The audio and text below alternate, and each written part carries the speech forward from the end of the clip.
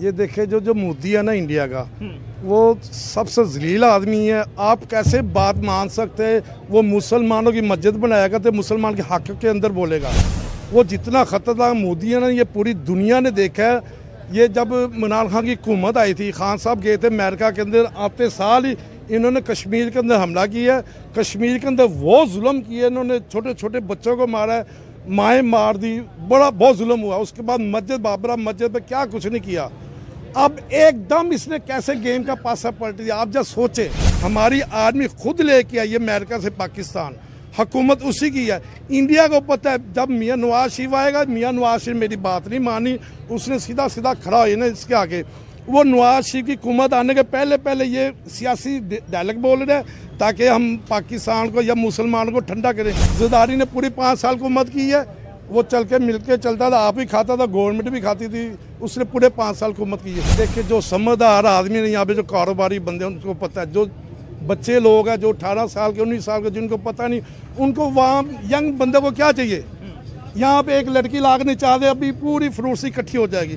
खान साहब के जलसे में औरतें नाची हैं, जो बगैरती वहाँ पे पूरी दुनिया को पता है। ठीक है, ये हर इंसान पे मजबूरी आती है।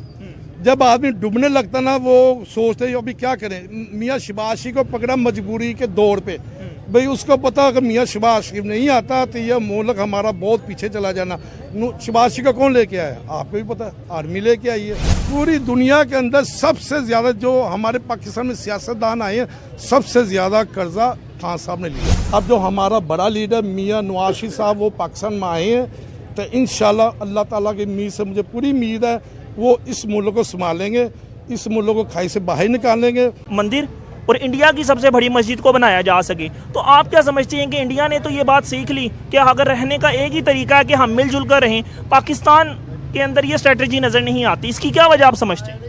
ये देखे जो मोदी है ना इंडिया का, वो सबसे जलील आदमी है। आप कैसे बात मान सकते हैं? वो मुसलमानों की मस्जिद बनाएगा तो मुसलमान के हक के अंदर बोलेगा।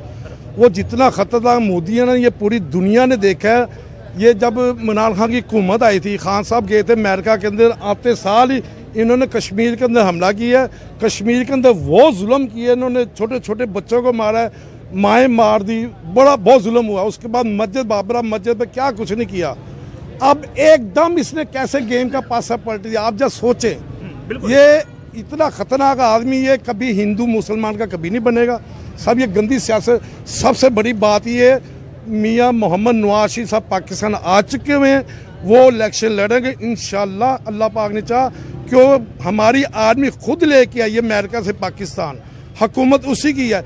इंडिया को पता है जब मियाँ नवाज शरीफ आएगा, मियाँ नवाज शरीफ मेरी बात नहीं मानी, उसने सीधा सीधा खड़ा हो ना इसके आगे। वो नवाज शरीफ की हुकूमत आने के पहले ये सियासी डायलॉग बोल रहे हैं ताकि हम पाकिस्तान को या मुसलमान को ठंडा करें। ये ठंडा कैसे करेगा? इसको नहीं पता कश्मीर के अंदर इसने कितने जुल्म किए। आप समझते हैं इस तमाम का जो क्रेडिट है वो मियाँ मोहम्मद नवाज शरीफ साहब को जाता है? मोहम्मद नवाज शरीफ को जाएगा। ये मियाँ मोहम्मद नवाज शरीफ ने अमेरिका की बात नहीं मानी थी, आर्मी की बात नहीं मानी, जिसकी वजह से CPAC बना था, जो मसला पड़ा था, ये इस वतन से आउट हुआ है। आज तक मुझे ये बता दे, 5 साल इस बंदे ने हुकूमत नहीं की, करने दी नहीं, क्योंकि ये बिल्कुल स्टेट आदमी है, सही बात करता है। ज़रदारी ने पूरी 5 साल हुकूमत की है, वो चल के मिल के चलता था, आप ही खाता था, गवर्नमेंट भी खाती थी, उसने पूरे 5 साल हुकूमत की है। CPAC बना, CPAC के बाद जब उन्होंने हिस्सा मांगा, जो भी हुआ है आप सबको पता है, उसको यहाँ से पाकिस्तान से बाहर जाना पड़ गया, बहुत मुश्किल आई। अभी हमारा मुल्क खाई के अंदर गिर चुका हुआ है, महंगाई इतनी हो गई। मैं कहता मैं 30,000 रुपये एक बंदे गरीब आदमी को देता हूँ, वो घर का खर्चा मुझे एक लिमिट बना के देते, 30,000 में मैं कैसे खर्चा करेगा? जिस बंदे के 4 बच्चे हैं, 1,000 के अंदर ना घर का खर्चा नहीं चलता। नाश्ता लेने चले जाए कम 800,000 रुपये लगता है, कम से कम 2,000 रुपया होना, एक गरीब आदमी घर का अच्छे तरीके से खाना खा सकता है। ठीक है, उसके बाद चलो 2,000 में खाना खा ले, बिजली का बिल कौन देगा? बच्चों की फीसें कौन देगा? बाकी जो कपड़ा तन पे कपड़ा डालना, वो कहाँ से आएगा? इस खान साहब ने इस मुल्क को इतना खाई के अंदर फेंक दिया है, तो यहाँ से निकलना इतना मुश्किल है। अभी देखें मियाँ शहबाज शरीफ ने हुकूमत ली है, हालांकि इसकी हुकूमत का बेड़ा गर्क हो चुका हुआ था खान साहब की। अगर ये हुकूमत ना लेता मियाँ शहबाज शरीफ, तो ये गंदा हो चुका हुआ था। वो जो भी है ना, मियाँ शहबाज शरीफ आया है, ठीक है, उसने अपने ज़िम्मे सारा कुछ ले लिया, जो भी हुआ उसने दलदल से मुल्क को बचा दिया है। सर आपको नहीं लगता फिर तो हुकूमत नहीं लेनी चाहिए थी खान साहब की सियासत को? तो खुद ब खुद ही जब वो दफन हो रही थी तो क्या जरूरत थी उसका क्रेडिट अपने सर लेने की? अब आवाम ये कहती है कि महंगाई जितनी ना फेल, ये पीडीएम गवर्नमेंट है, शायद अब लोगों को खान साहब की हुकूमत भी बेहतर लग रही है, वो दौर भी बेहतर लग रहा है कि उन्होंने तो फिर कोरोना से मुकाबला कर लिया, लेकिन शहबाज शरीफ साहब की जो परफॉर्मेंस है हुकूमत की वो तो आपके सामने ही है। देखें, इस परफॉर्मेंस से वोट तो नहीं लिया जा सकता, मेरा ख्याल है। नहीं, देखें, जो समझदार आदमी ने यहाँ पे, जो कारोबारी बंदे हैं उनको पता है, जो बच्चे लोग हैं जो 18 साल के 19 साल के जिनको पता नहीं, उनको वहाँ यंग बंदे को क्या चाहिए? यहाँ पे एक लड़की लागने चाह दे, अभी पूरी फ्रूसी इकट्ठी हो जाएगी।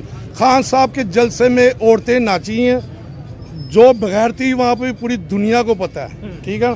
ये हर इंसान पे मजबूरी आती है, जब आदमी डूबने लगता ना वो सोचते अभी क्या करें। मियाँ शहबाज शरीफ को पकड़ा मजबूरी के दौर पे, भाई उसको पता अगर मियाँ शहबाज शरीफ नहीं आता तो ये मुल्क हमारा बहुत पीछे चला जाना। शहबाज शरीफ का कौन लेके आया? आपको भी पता है, आर्मी लेके आई है।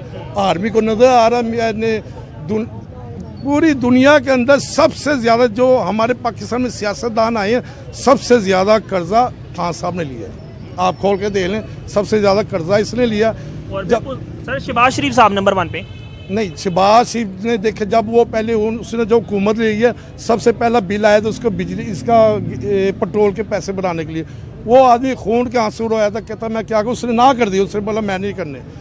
एक दिन दो मजबूरी, उसके आगे लेटर आया जो IMF के साथ हुआ है। ये वहाँ तो नहीं समझ, जब पाकिस्तान का प्राइम मिनिस्टर होता है एक एग्रीमेंट होता है, खान साहब 5 साल का एग्रीमेंट कर चुके हुए थे, इन्होंने स्टेट बैंक हमारे हाथ से निकाल दिया, क्या कुछ नहीं। जो इसने एग्रीमेंट किया, दो पैसे लिए, वो कौन पूरे करेगा? वो तो 5 साल का एग्रीमेंट है ना, 5 साल तक तो ये पीस है नहीं बननी है। फिर मजबूरी, मियाँ शहबाज शरीफ ने पेट्रोल उसने ज़्यादा किया था, और वो क्या करता मुझे पता है, हाथ तो हमारे कट चुके हुए थे, वो तो मजबूरी थी। पर ये खुदा का शुक्र करते, ठीक है मानता हूँ नूली गंदी हो गई है, पर उसने पाकिस्तान को बचा लिया।